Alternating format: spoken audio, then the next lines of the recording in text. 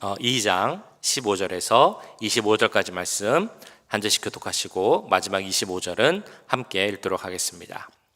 맞은편 여리고에 있는 선지자의 제자들이 그를 보며 말하기를 엘리야의 성령이 하시는 역사가 엘리사 위에 머물렀다 하고 가서 그에게로 나아가 땅에 엎드려 그에게 경배하고 그에게 이르되 당신의 종들에게 용감한 사람 50명이 있으니 청하건대 그들이 가서 당신의 주인을 찾게 하소서.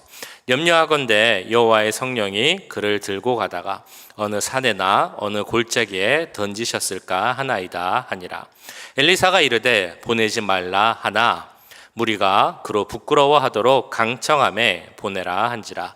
그들이 50명을 보냈더니 사흘 동안을 찾되 발견하지 못하고 엘리사가 여리고에 머무는 중에 무리가 그에게 돌아오니 엘리사가 그들에게 이르되 내가 가지 말라고 너희에게 이르지 아니하였느냐 하였더라.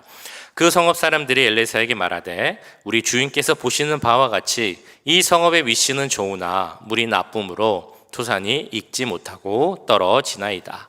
엘리사가 이르되 새 그릇에 소금을 담아 내게로 가져오라 하매 곧 가져온지라. 엘리사가 물 근원으로 나아가서 소금을 그 가운데에 던지며 이르되 여호와의 말씀이 내가 이 물을 고쳤으니 이로부터 다시는 죽음이나 열매 맺지 못함이 없을지니라 하셨느니라 하니 그 물이 엘리사가 한 말과 같이 고쳐져서 오늘에 이르렀더라. 엘리사가 거기서 베델로 올라갔더니 그가 길에서 올라갈 때 작은 아이들이 성읍에서 나와 그를 조롱하여 이르되 대머리여 올라가라 대머리여 올라가라 하는지라. 엘리사가 뒤로 돌이켜 그들을 보고 여호와의 이름으로 저주하며 곧 수풀에서 암곰 둘이 나와서 아이들 중에 42명을 찢었더라. 엘리사가 거기서부터 갈멜산으로 가고 거기서 사마리아로 돌아왔더라. 아멘. 네, 게살구가 무엇인지 아시나요? 그 살구와 비슷하지만 사실은 다른 나무에서 나는 열매가 게살구입니다. 이 게살구라는 과일은 보기에는 아주 그럴듯하다고 합니다. 보암직도 하고 먹음직도 하는 게 바로 이 게살구입니다. 그래서 너무 이 과일이 이뻐서 조경용으로 게살구 나무를 심는 경우도 많이 있습니다. 이 과일, 게살구라는 과일은 보기와는 다르게 보기에는 아주 맛있게 보이는데 우리가 알고 있는 살구와는 다르게 아주 시큼하고 떫은 맛을 내는 것이 이 게살구입니다. 먹지 못하는 과일의 대표가 게살구죠. 그래서 잘 아시는 속담이 거기서 나온 것입니다. 빛 좋은 게살구. 보기에는 너무 좋고 맛있어 보이지만 사실은 맛이 없는, 겉은 그럴듯하지만 속에는 아무 내실이 없는 경우를 가리켜 하는 말이 바로 이 속담 빛 좋은 게살구라는 말입니다. 오늘 본문에 이 속담을 적용해 볼 수 있는 그런 내용이 나오고 있습니다. 이 열왕기하 말씀은 엘리사라는 선지자와 함께 말씀이 이제 전개가 됩니다. 엘리야의 뒤를 이은 엘리사 선지자입니다. 엘리야 선지자는 그의 사역을 보면 이런 별명을 좀 붙일 수 있을 것 같아요. 불의 선지자 엘리야. 그가 그 거짓 선지자 850명과 대결할 때 하나님께서는 하늘에서 불을 내려주셨습니다. 그리고 이제 그 아하시아 왕이 이 엘리야 선지자를 잡으러 그의 수하 군사들을 보낼 때도 엘리야는 하나님으로 하여금 하늘에서 불을 내리게 했습니다. 그래서 그 수하들이 죽게 하는 일이 생겼죠. 오늘 보신 그 앞부분 열왕기하 2장 말씀을 보시면 이 엘리야가 이제 하나님의 부름을 받아 하늘로 올라가는데 그 하늘로 올라갈 때도 불말과 불마차를 타고 올라갔습니다. 엘리야의 사역은 불과 함께한 사역이다라고 할 수 있을 것 같습니다. 자, 그런데 이렇게 엘리야가 하늘로 올라갈 때 엘리사에게 한 가지 구할 것이 있으면 구하라라고 했는데 이 엘리사가 구한 것이 바로 그 옛날 성경에는 영감의 갑절, 지금 말씀에서는 그 성령의 역사가 나에게는 갑절 2배로 일어나게 하옵소서라는 것을 이제 구합니다. 한마디로 하면 성령 충만함을 구하되 더 큰 충만함을 구하게 된 것이죠.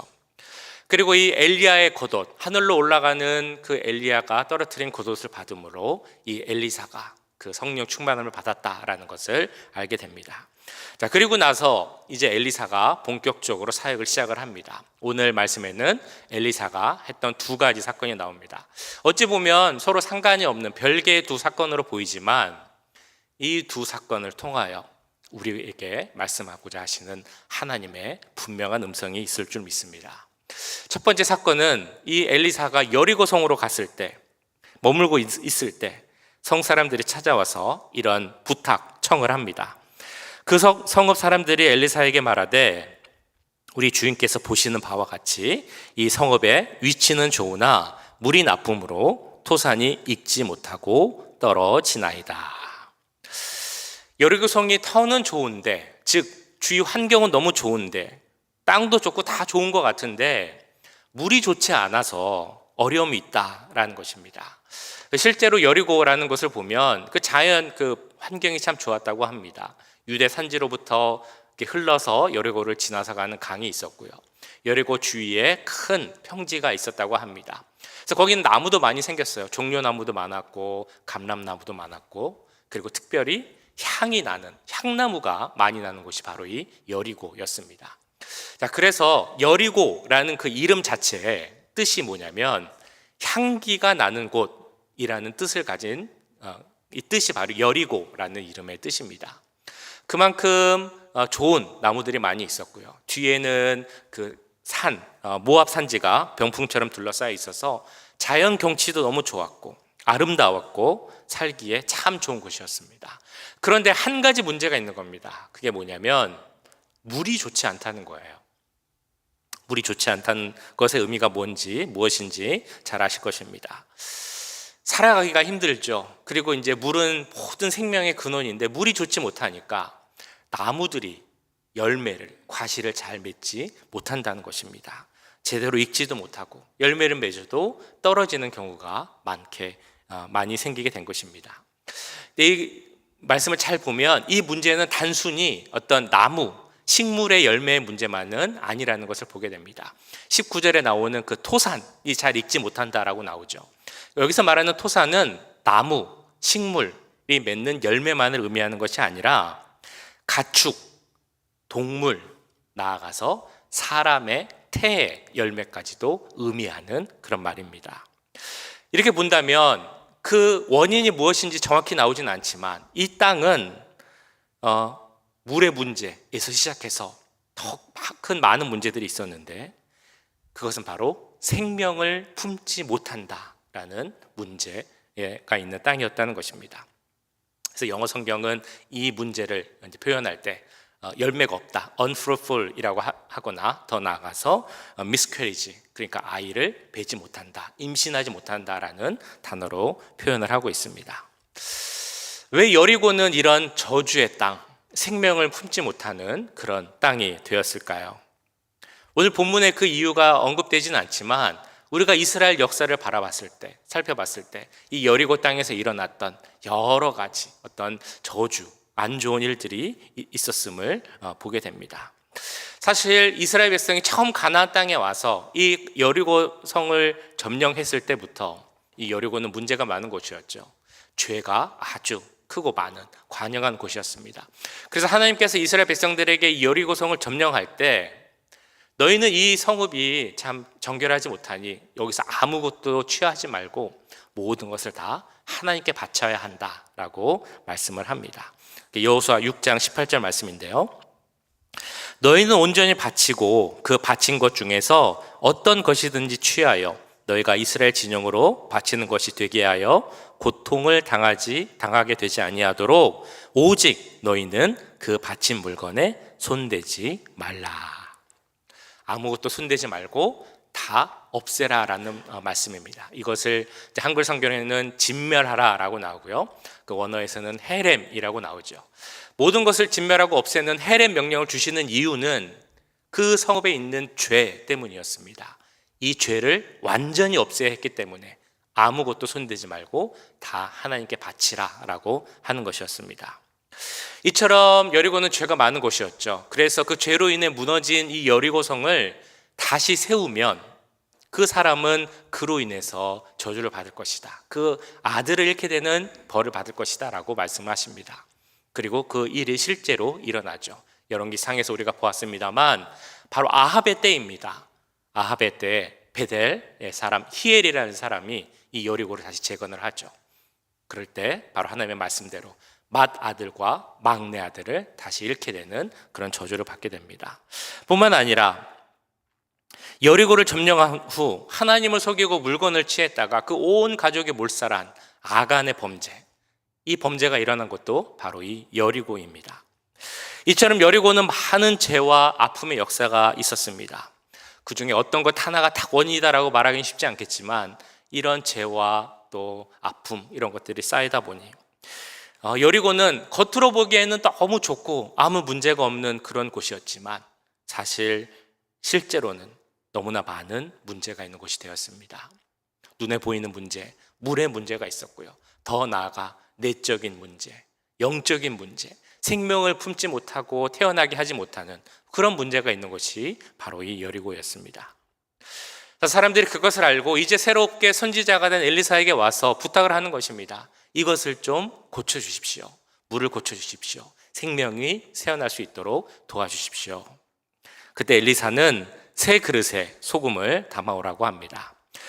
엘리사가 이르되 새 그릇에 소금을 담아 내게로 가져오라 하매 곧 가져온지라.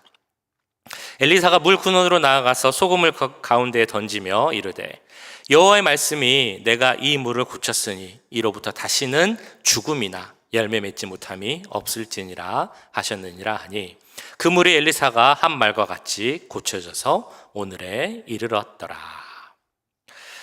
하나님께서 선지자 엘리사를 통해 이 여리고 성의 물 문제를 해결하셨습니다. 그래서 더 이상 열매가 익지 못하거나 떨어지거나 생명을 잉태하지 못하는 그런 일들, 잉태했다가도 유산하는 그런 안 좋은 일들이 이제는 그 후로는 생기지 않게 되었다라고 말씀하고 있습니다. 자, 두 번째 사건이 또 이어져서 나옵니다. 23절 이후로 나오는데요. 왜 엘리사 선지자가 이런 일을 했을까라는 의문이 들게 하는 그런 사건입니다. 엘리사가 거기서 베델로 올라가더니 그가 길에서 올라갈 때 작은 아이들이 성읍에서 나와 그를 조롱하여 이르되 대머리여 올라가라 대머리여 올라가라 하는지라. 엘리사가 뒤로 돌이켜 그들을 보고 여호와의 이름으로 저주하매 곧 수풀에서 암곰 둘이 나와서 아이들 중에 42명을 찢었더라. 엘리사가 여리고를 떠나 이제 베델로 갔습니다. 그런데 그 중에 도중에 아이들을 만난 것인데요. 이 아이들이 작은 아이들이었다라고 이제 본문은 말씀하죠. 그런데 작은 아이들이 엘리사를 조롱하며 놀린 겁니다. 그런데 엘리사가 화가 많이 났는지 그 아이들을 보면서 벌을 주는 거예요. 어떤 벌을 주냐면 여호와의 이름으로 그들을 저주하였습니다. 그리고 그 저주의 결과 때문인지 수풀에서 곰이 나와서 무려 42명이나 되는 작은 아이들이 죽게 된 사건을 기록하고 있습니다.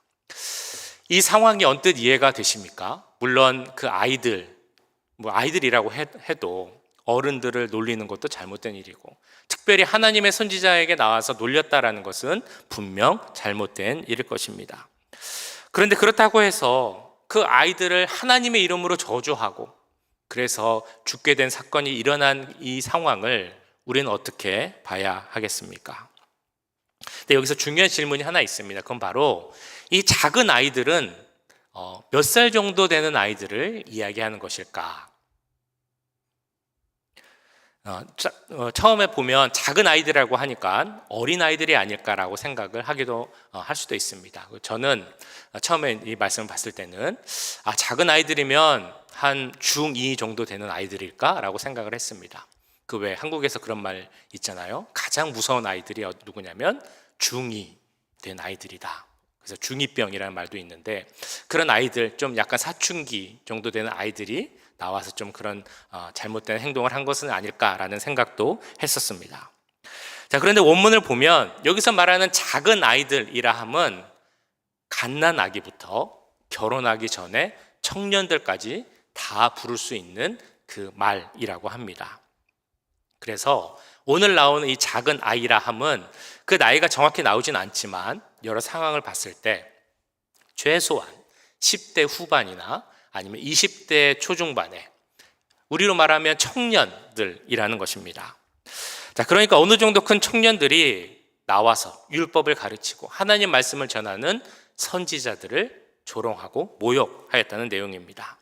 이건 단순히 그들이 예의가 없었다, 어른을 공경하지 않았다, 이런 차원의 문제가 아니라 하나님의 선지자였기 때문에 하나님의 권위에 대한 도전이었다는 것입니다. 엘리사를 대머리였다라고 놀린 것도 단순히 외모적 비하에서 그친 것이 아니라 당신이 정말 하나님의 선지자가 맞느냐, 하나님이 세우신 그 선지자 엘리사를 모욕한 것이었고요. 더 나아가면 이 선지자 엘리사를 세우신 하나님의 권위와 주권을 인정하지 않고 모욕한 것이었습니다. 이렇게 우리가 볼 수 있는 그 근거가 있습니다. 그것은 바로 이 일이 일어난 곳이 바로 베델이었다는 곳입니다.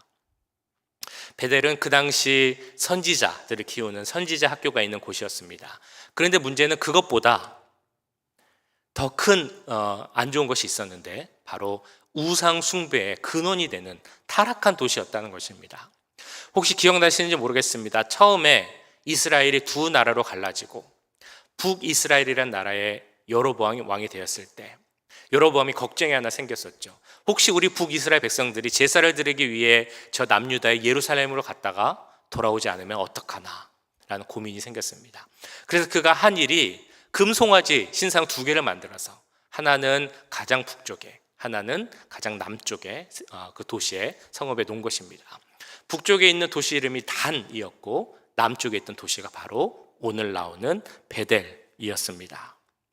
그러니까 오늘 말씀에 작은 아이로 표현된 사람들은 사실은 하나님을 경외하지 않고 우상 숭배에 적극적이었던 그런 수십 명의 청년 무리였던 것입니다. 이들이 우연히 엘리사를 만난 것이 아니라고 봅니다. 그들은 이미 계획하고 있었고 이 선지자 엘리사를 모욕하기 위해서 준비하고 있었던 것입니다.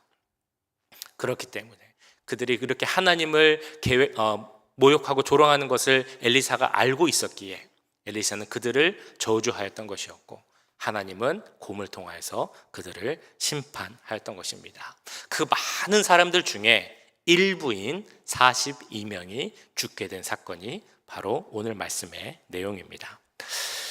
자, 이 본문에 나오는 두 가지 사건, 각각의 사건, 별개의 사건, 이 두 사건의 어떤 연관성을 우리가 찾아볼 수 있겠습니까? 이 두 사건을 연결해서 열거한 이유는 무엇이라고 생각하십니까? 이 사건들을 통해 우리가 봐야 하는 것이 있다는 것이죠. 그것은 바로 그 시대에 있었던 이스라엘 땅에 있었던 적박함, 메마름, 황량함, 이런 것들을 봐야 한다는 것입니다. 한 곳은 겉으로 보기에는 아주 풍요롭고 부족할 것 없는 것처럼 보이는 곳이었지만 생명의 근원인 물의 문제가 있었고요. 생명 자체가 나지 않는, 한마디로 메마르고 척박한 땅이었습니다. 다른 한 곳은 우상을 숭배하는 그런 도시였고 우상을 숭배하는 청년들이 모여서 하나님의 선지자를 모욕하자, 조롱하자, 멸시하자, 이런 사람들이 모이는 곳이 또 다른 한 곳이었습니다. 하나님의 이름보다 우상의 이름이 높여지는 곳이었고 하나님의 뜻보다 사람의 뜻이 우선하는 곳이 바로 그곳, 영적으로 피폐해진 베델이었습니다. 다시 말해 엘리사가 선지자가 되었을 때 이 북이스라엘의 상태는 어땠냐 하면 겉으로는 멀쩡해 보입니다. 아니, 아름다워 보이기도 하고 풍요로워 보이기까지 합니다. 그러나 그 속은 말라져 가고 있고 생명이 사라져가고 있는 그런 상황이었음을 이 사건들을 통해 보여주고 있는 것입니다. 그럼 우리는 이 말씀을 보면서 그 당시 이스라엘 시대의 상황, 엘리사의 시대의 그 이스라엘의 모습을 보면서 지금 우리가 살아가고 있는 이 시대는 어떠한가, 우리의 상황은 어떠한가, 그것을 볼 수 있는 눈이 우리에게도 열려야 할 것입니다. 오늘날 우리의 그 사회 현상, 문제들을 보면서 엘리사 때 이스라엘과 연관시켜 생각해 보게 됩니다. 지금 시대가 어떻습니까? 너무나 우리가 잘 아는 자명한 사실이 있습니다. 세상은 너무 좋아졌다라는 사실입니다. 먹고 살기 좋아졌고 교육 수준도 높아졌습니다. 과학과 지식의 발달, 문명의 발달로 인해서 정말 풍요로운 삶이 되었습니다. 외적으로 보기에는 정말 어려움 하나 없이 살아갈 수 있는 그런 세상이 되었습니다. 그런데 삶이 풍요로워진 만큼 우리 마음도 평안해지셨습니까? 부족함 없이 살아가는 생활 속에서 정말 진짜 행복을 느끼고 계십니까? 걱정 하나 없이, 불안 하나 없이, 우울하지도 않고 그냥 매일매일 하나님 주시는 감사함 가운데, 기쁨 가운데만 살아가고 계십니까? 아마 한 분 한 분 제가 여쭤보면 꼭 그렇지는 않다라는 답을 하시는 분이 계실 것이라 생각이 됩니다. 어쩌면 그런 분들이 더 많을지도 모르겠습니다. 세상은 경제적으로 풍요로워졌다고 하지만 상대적인 박탈감, 빈곤감을 느끼는 사람들이 더 많아졌습니다. 우리가 많이 배우고 지식이 많아지고 다 발달했지만 그렇다고 해서 사람들의 도덕 수준이 높아지고 더 고상해지고 진실해진 것이 아닙니다. 오히려 사람들은 자기가 갖고 있는 지식으로, 그 기술로 사람들을 속이려고 하고 빼앗으려고 하고 자기의 욕심만 더 채우려고 합니다.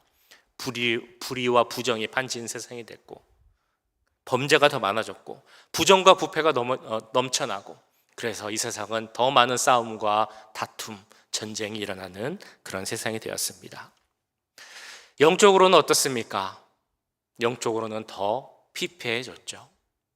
사람들은 아직도 교회를 비판하고 그리스도인들을 비판합니다. 우리가 예전과 같은 어떤 신앙의 박해는 없는 세상이 되었지만 아직도 사람들은 예수님을 믿는다는 것만으로, 또한 복음을 전하는 것에 대해서 탐탁지 않게 생각하고 조롱하고 모욕을 합니다.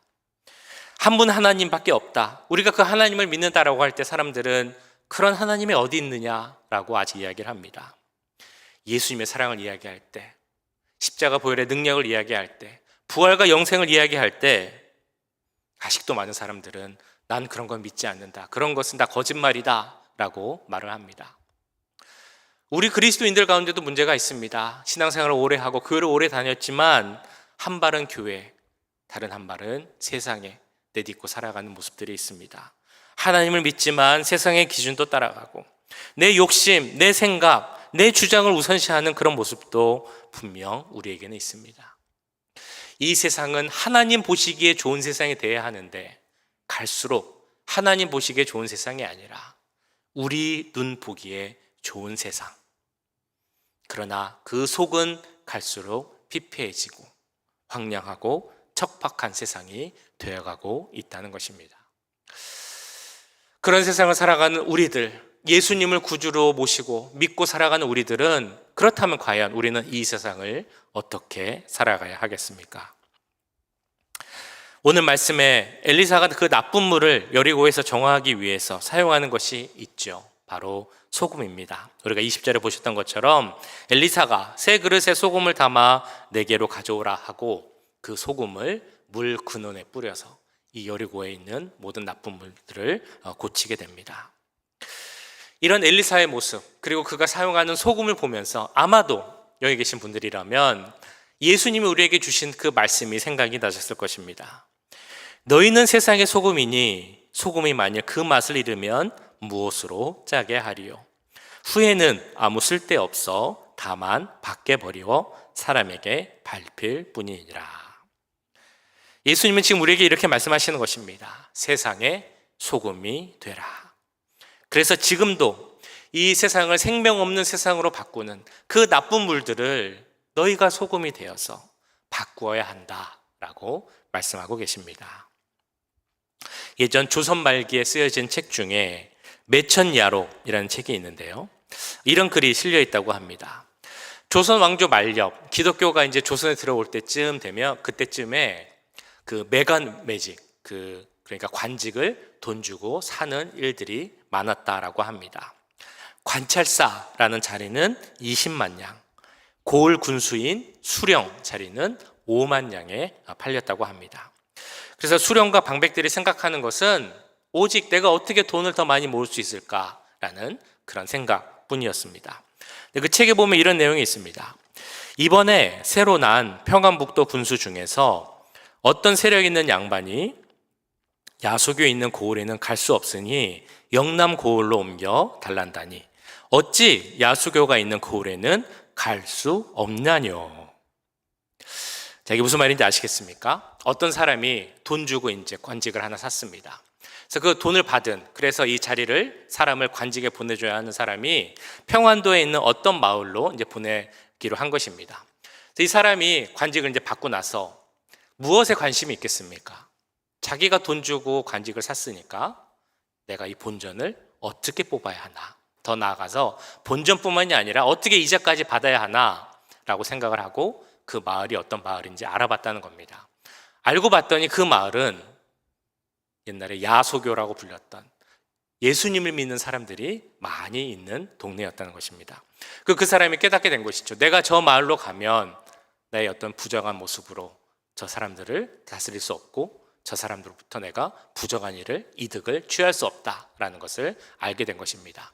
그래서 자기의 관직을 준 사람한테 나를 그 예수님 믿는 사람들이 많은 저 평안도 마을이 아닌 다른 마을로 보내주십시오 라는 요청을 했다는 것이 바로 여기 나온 그 내용입니다.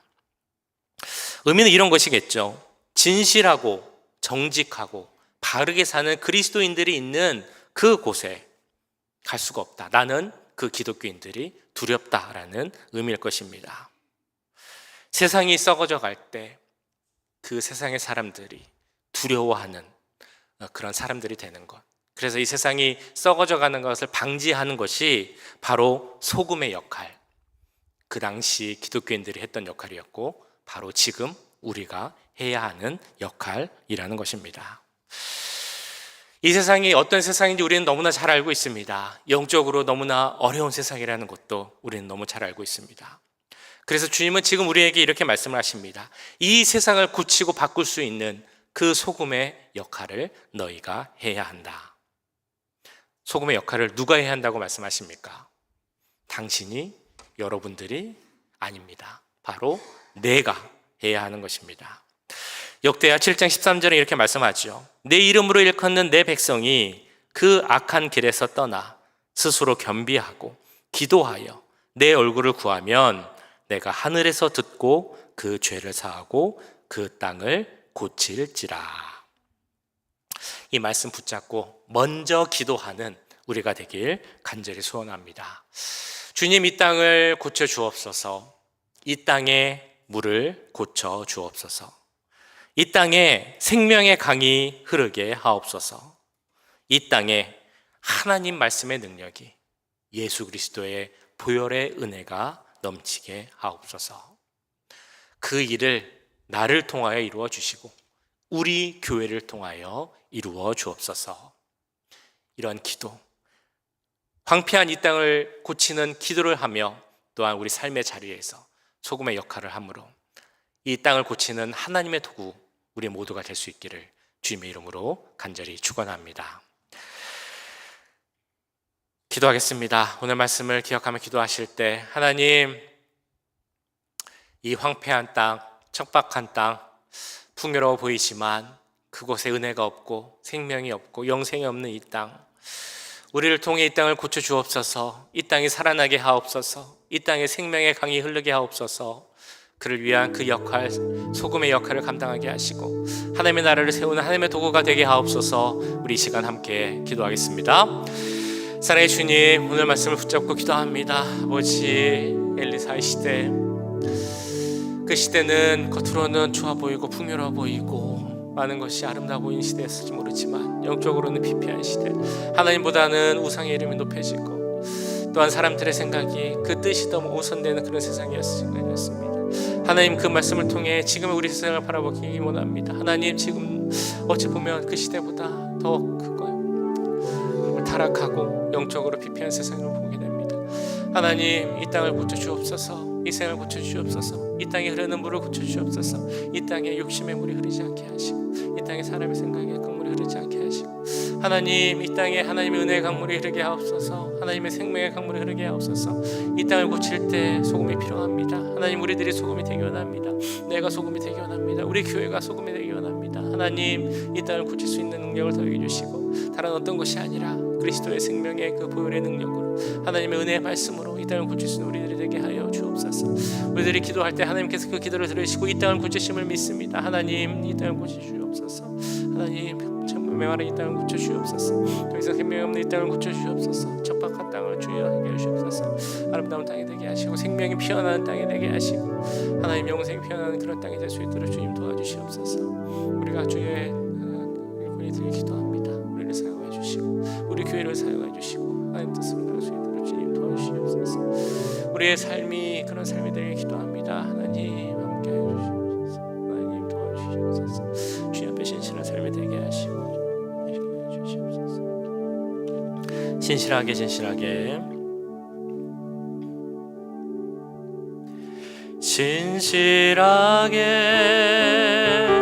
진실하게 거룩하게 살게 하소서. 진실하게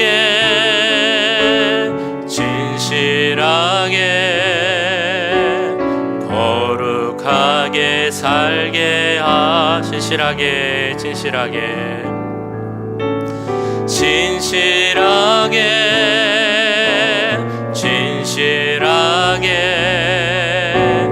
거룩하게 살게 하소서.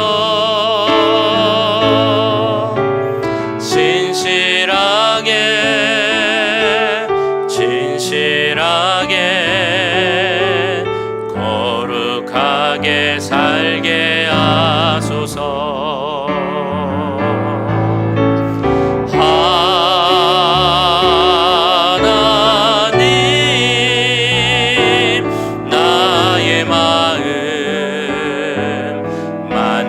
주소서.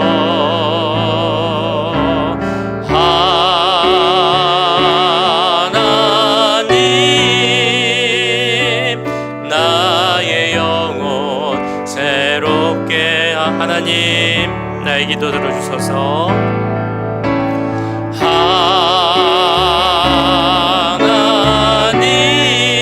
하나님 나의 기도 주소서.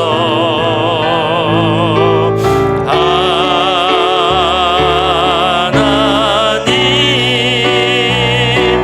주의 길로 인도하. 하나님 우리의 기도 들어주소서.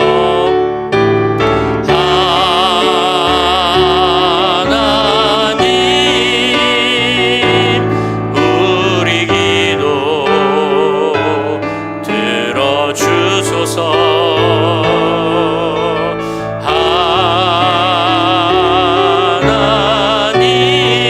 하나님 주의 길로 인도하소서.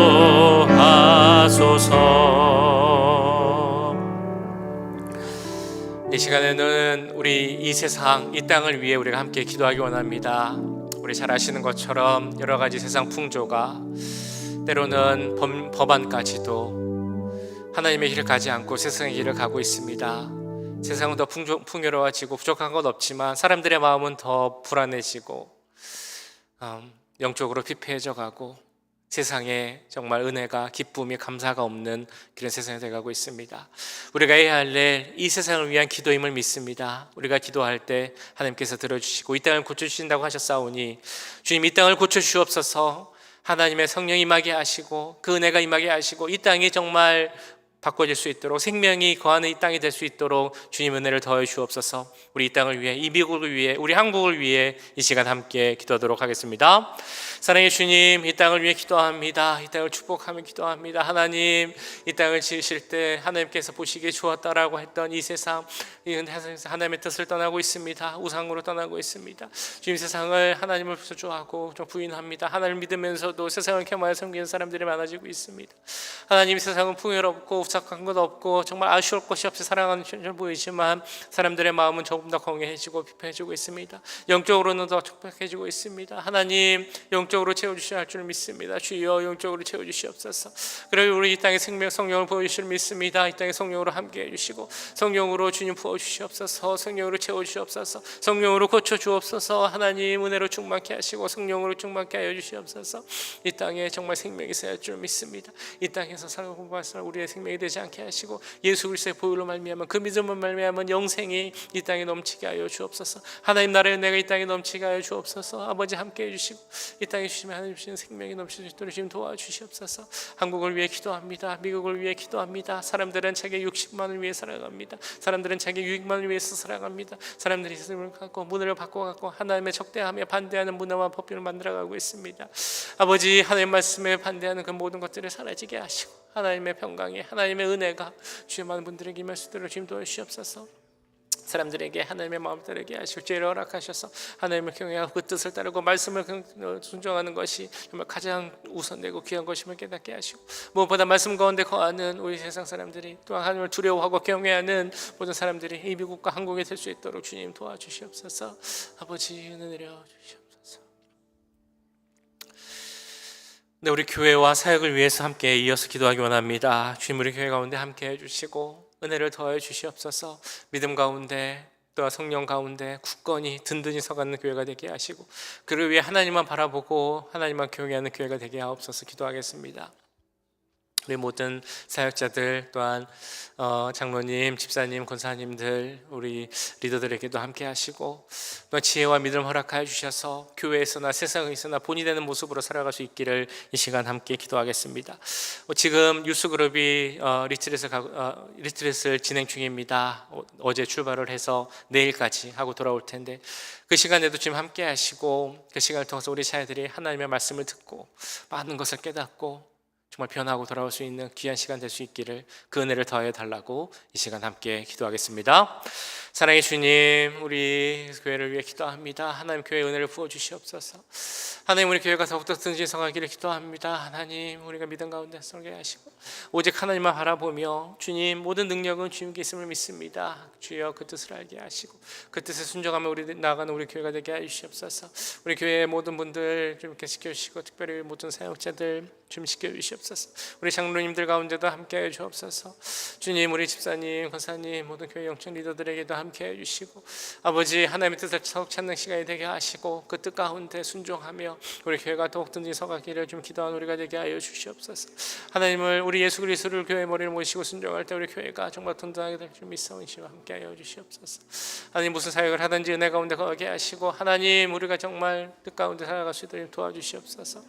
주의 특별히 유스그룹 리트릿을 위해서 기도합니다. 어제 출발해서 내일까지 마치고 돌아오는데 우리 모든 사람들 일정 가운데 함께 해주시고 모든 그 우리 자녀들 가운데 함께 해주셔서 주의 은혜를 더해 주시옵소서. 십자가 보혈로 덮어 주시옵소서. 2박 3일의 시간을 그냥 보내고 오는 것이 아니라 매년 반복되는 수련회로 그치는 것이 아니라 오랜 시간을 통하여서 그들의 인생을 바꿀 수 있는 그 은혜의 말씀을 듣게 하시고 하나님을 만나게 하시고 하나님의 비전을 깨달을 수 있는 시간이 될 수 있도록 주님 도와주시옵소서. 우리 아이들의 세상을 바라보는 눈이 바뀌게 하시고 하나님, 이 세상을 고치는 그 하나님의 주신 사명, 소금의 역할을 하는 그 사명을 깨닫고 돌아올 수 있는 시간 되게 해주시옵소서. 하나님을 주시는 그 은혜가 넘치게 하시고 하나님을 향한 지식이 또 자라게 하셔서 그리스도께로 자라가는 그 장성한 분량까지 이룰 수 있는 귀한 은혜가 우리 모든 사역자들을, 우리 모든 자녀들에게 임할 수 있도록, 우리 모든 두 교회 가운데 임할 수 있도록 주님 도와주시옵소서. 하나님, 함께하여 주시옵소서. 하나님, 붙잡아 주시옵소서. 우리 환우들 위해 기도하겠습니다. 우리 여러 어려움 가운데 있는 분들, 또 어르신분들, 나이가 들어갈수록 우리 몸은 약해질 수밖에 없지만 하나님께서 함께 하실 때 강건함이 있을 줄 믿습니다. 주님, 속사람 더욱더 강건해지게 하시고 우리 겉사람도 은혜 가운데 더욱 강건해질 수 있도록 주님 은혜를 주옵소서. 기도하겠습니다. 마음속에 어려움이 있는 분들이 있습니다. 영적으로 불안하고 또한 우울하고 그런 어려운 분들이 있으면 하나님 주신 은혜 가운데서 그 소금으로 그 물의 근원이 고쳐진 것처럼 우리 예수 그리스도의 보혈의 능력으로 그 모든 근원들이, 문제의 근원들이 다 고쳐줄 수 있기를 그 은혜를 더해달라고 기도하겠습니다. 여러 가지 문제로 기도하고 있는 분들의 그 모든 문제가 하나님의 응답 가운데 풀어지고 해결될 수 있도록 해달라고 이 시간 함께 우리 성도들 위해 기도하겠습니다. 사랑의 주님, 우리 성도들 위해 기도합니다. 하나님, 우리 육체의 연약 가운데 있는 분들이 있습니다. 하나님 도와주시옵소서. 주님 도와주시옵소서. 병원에 있는 분들, 치료하고 회복 가운데 있는 분들 주님 도와주시옵소서. 주님, 양로병원에 있는 분들 함께해 주시옵소서. 우리 몸이 연약하여서 교회 오지 못한 우리 어르신들, 시니어분들도 주님 함께해 주시옵소서. 하나님, 우리의 겉사람은 약해질 수밖에 없지만 우리의 속사람이 더욱더 강건해지기 원합니다. 하나님 도와주시옵소서. 마음에 문제가 있는 분들이 있습니까? 영적인 문제가 있는 분들이 있습니까? 주여, 정말 세상 유혹 가운데 있는 분들이 있습니까? 그냥 유혹 가운데 있는 분들이 있습니까? 불안하고 우울하고 그런 어려운 마음의 문제들이 있다면 하나님, 오늘 엘리사가 소금으로 그 물의 근원을 고친 것처럼 예수 그리스도의 보혈의 능력에 의지하며 기도합니다. 십자가 보혈로 덮어주시옵소서. 그 모든 문제의 근원을 주님 고쳐주시옵소서. 깨끗게 나여주시옵소서. 그곳에서 정말 은혜가 피어나게 하시고 생명이 피어나게 하여 주시옵소서. 생명이 넘쳐나게 하여 주시옵소서. 건강한 모습으로 회복되게 하시고 이 자리에 모여서 함께 정말 은혜를 나누는 예배드리는 그 은혜가 우리 모두에게 임할 수 있도록 주님 도와주시옵소서. 아버지, 여러 가지 어려움으로 문제로 기도하는 분들이 있음을 믿습니다. 하나님, 그 모든 기도 가운데 함께 하시고 응답하여 주시옵소서. 우리가 기대하고 기대하는 것보다 더 선한 것으로 응답하여 주시옵소서. 하나님, 응답하여 주시고 하나님의 일하심 역사를 바라보는 우리들이 되게 하여 주시옵소서. 그 하나님만 순종하며 나가는 우리들이 되게 하여 주시옵소서. 그 은혜 가운데 거하는 우리들이 될 수 있도록 주님 도와주시옵소서. 우리 마지막으로 내일 예배를 위해서 기도하겠습니다. 내일 예배 가운데도 주님 함께 해주시고 기름 부어주시고 성령 가운데 은혜가 하여 주옵소서. 준비한 우리 찬양팀, 우리 성가대도 함께 해주시고 우리 기도하는 집사님, 또한 특송을 드리는 우리 목사님 주님 도와주시옵소서. 말씀을 드리는 목사님 영육간에 강건케 하시고 지치지 않게 하시고 하나님 주시는 능력 가운데 성령 충만한 가운데 우리 엘리사가 받은 그 갑절의 영감 우리 목사님에게도 임하게 하시고 그 말씀을 통해서 우리가 정말 하나님 말씀을 듣고 깨닫고 변화할 수 있는 그 은혜 우리 예배 가운데 부어주옵소서. 이 시간 우리 내일 예배를 위해서 함께 기도하겠습니다. 사랑의 주님, 우리 내일 예배를 기도합니다. 하나님 성령으로 함께 해주시고 거룩한 임재 가운데 함께하여 주시옵소서. 이 자리를 십자가 보혈로 덮어주시옵소서. 성령으로 은혜하여 주시옵소서. 하나님, 우리 모두가 하나님을 찾으시는 예배자가 되어서 이 자리에 나오게 합니다. 하나님 은혜를 삼으며 이 자리에 나옵니다. 주님 은혜 가운데 함께해 주시고 주의 능력으로 부어주시옵소서. 하나님 우리 찬양 가운데 함께해 주시옵소서. 우리 성가대 가운데 함께해 주시옵소서. 우리 강대 위사님 기도할 때 함께해 주시옵소서. 우리 이재남 목사님의 기도 함께해 주시옵소서. 하나님 모든 분들을 붙잡아 주시고 아버지 특별히 목사님께도 함께해 주셔서 주님 능력을 더해 주시옵소서. 엘리사에게 임했던 그 능력이 임하게 하시고 주여 그 말씀 가운데 하나님의 음성을 듣는 우리들이 되게 원합니다. 주님 역사해 주시옵소서. 말씀을 전하시는 모든 사역자들에게도 함께 하시기도 합니다. 주님 도와주시고 은혜를 더해 주시옵소서. 아버지 예배에 참여한 우리 모두가 하나님의 그 얼굴을 바라보게 하시고 성령의 일을 말하게 원합니다. 주님 이 자리를 축복하며 기도합니다. 주님의 보혈로 덮어주시옵소서. 모든 분들의 십자가를 해 주시옵소서. 하나님 이 세상을 바라볼 수 있는 능력을 해 주시옵소서. 그 은혜가 우리 가운데 넘치게 해 주시옵소서. 그 은혜로 말미암아 이 세상을 변화시키는 그 사명자로 서게 하여 주시옵소서. 하나님의 자녀로 그냥 세상을 살아가는 것이 아니라 두 발로 약종하는 것이 아니라 주님 하나님만 바라보며 그 은혜 가운데 살아가는 우리들이 될 수 있도록 주님 도와주시옵소서. 은혜가 넘치는 자리가 되기 기도합니다. 하나님 도와주시옵소서. 하나님 함께하여 주시옵소서.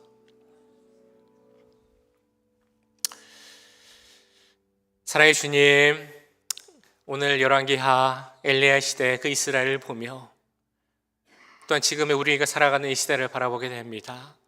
겉으로는 부족할 것 없고 모든 것이 풍요롭고 잘 살아가는 그런 시기이지만 영적으로는 예전보다 더 피폐해졌고 척박해졌고 참 살아가기가 힘든, 하나님의 뜻을 찾고 믿음으로 살아가기가 힘든 시대가 되었음을 다시 보게 됩니다. 이 시대를 위해 기도하는 우리가 되게 하여 주옵소서. 이 땅을 위해 기도할 때 하나님께서 이 땅을 고치심을 믿습니다. 주여 이 땅을 고치셔서 생명이 흐르게 하시고 하나님의 은혜가 흐르게 하시고 하나님의 말씀의 능력이 흐를 수 있도록 가득 넘칠 수 있도록 주님 도와주시옵소서. 하나님을 떠나고 하나님을 대적하는 사람들이 이제는 하나님께로 돌아올 수 있게 하시고 하나님 주시는 그 은혜와 평강과 진정한 기쁨 가운데 거할 수 있는 그 은혜를 이 세상에 허락하여 주시옵소서. 그를 위해 우리를 부르심을 믿습니다. 하나님의 사명자로 서게 하시고, 특별히 오늘 소금의 역할을 감당하라고 하셨사오니 이 세상에 썩지 않고 부패하지 않는 그 소금의 귀한 역할을 잘 감당하는 우리 모두가 될 수 있도록 주님 도와주시옵소서. 우리 교회가 그 역할을 잘 감당하길 또한 기도합니다. 이 세상을, 이 지역을 바꾸는 우리 교회가 되게 하시고, 무엇보다 하나님의 은혜로, 하나님의 말씀의 능력으로 이 세상을 향해 나아가는 우리들이 될 수 있도록, 하나님 나라를 세우는데 귀한 도구로 사용되는 우리 교회가 될 수 있도록 주님 함께하여 주시옵소서. 지금 뉴스그룹 리트릿 가운데 있습니다. 어제부터 시작해서 이제 내일 돌아오는데 모든 여정 가운데 함께해 주시고 안전할 수 있도록, 사고 없을 수 있도록 주님 도와주시옵소서.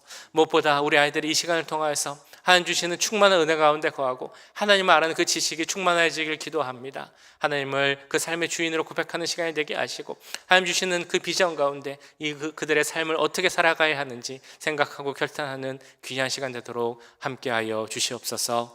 내일 예배 가운데도 함께 하시길 기도합니다. 은혜를 더해 주시고 정말 말씀 충만하고 은혜 충만한 시간 되도록 주님 함께하여 주옵소서. 십자가 보혈로 이 자리를 덮어주셔서 한 분도 그냥 돌아가지 않게 하시고 그 마음 가운데 말씀을 품고 하나님 주시는 그 귀한 은혜 가운데 성령 충만한 가운데 돌아갈 수 있도록 주님 역사하여 주시옵소서.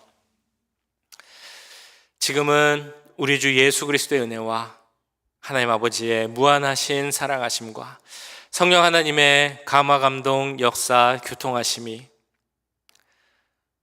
우리를 부르신 그 하나님의 부르심에 응답하며 영적으로 말라져가는 이 세상을 위해 기도하고, 그래서 그 하나님의 생명의 풍성함을 함께 누리며 살아가기 원하는 이 자리에 함께한 모든 주의 자녀들과 그 가정과 직장, 우리 교회 위에 지금부터 영원까지 함께 하시길 간절히 축원하옵나이다. 아멘.